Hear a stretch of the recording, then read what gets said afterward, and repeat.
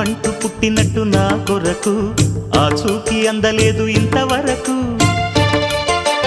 వచ్చింది గాని ఈడు ఒంటి వరకు వేధించలేదు నన్ను జంట కొరకు చూశాక ఒక్కసారి ఇంత వెలుగు నా వంక రాను అంది కంటి కునుకు ఈ అల్లరి గారడి నీ లీల అనుకోనా